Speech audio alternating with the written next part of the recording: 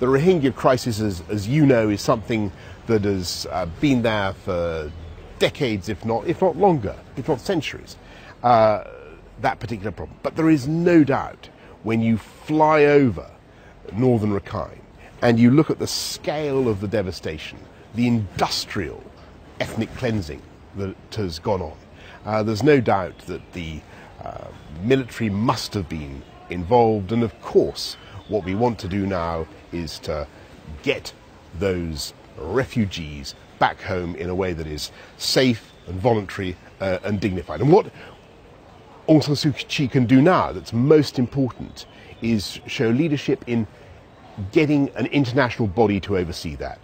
The UN High Commission for Refugees, somebody like that, to give these people the security they need. Did she make a commitment to do that? She will agree to some kind of international body.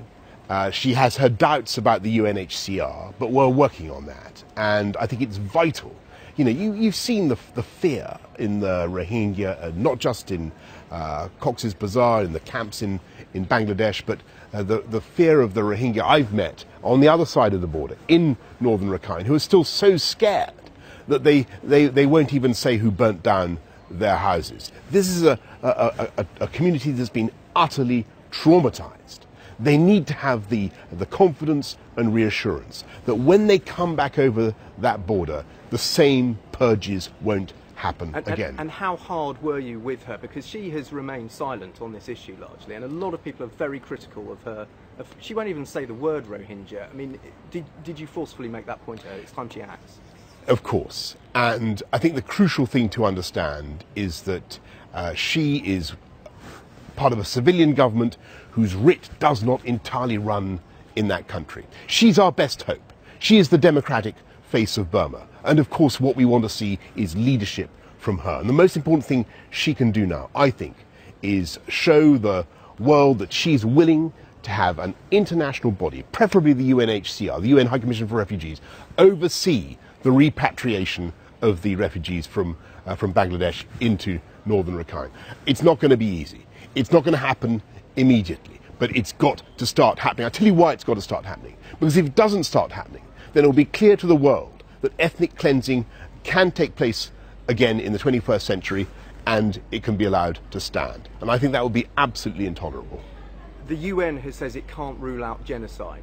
Can you? That's, as you know, a legal term that requires various evidential tests to be satisfied.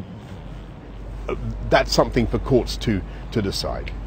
But you have seen that. I've seen. Let be in no doubt. I've seen witting, willful destruction of people's livelihoods and homes, the extirpation of communities, bulldozers going in to take out places, the villages, whole villages where people had lived. And for me, that is clearly ethnic cleansing. What needs to happen now is that the Burmese government needs to show leadership, get an international body to supervise the return. Otherwise, it simply isn't going to happen. And if that doesn't happen, what is the British government going to do? We are going to continue to make. I think we can make progress. I felt we made some progress in the last few days in getting that point over. But it's a question of the ASEAN countries, the Southeast Asian nations working together with the UN Security Council to help Burma to get it right.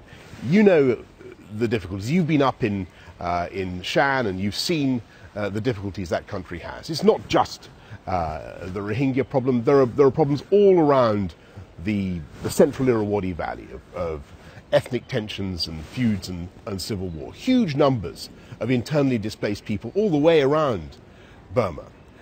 But that problem of the Rohingya can only be solved now with leadership from the Burmese capital, leadership from Aung San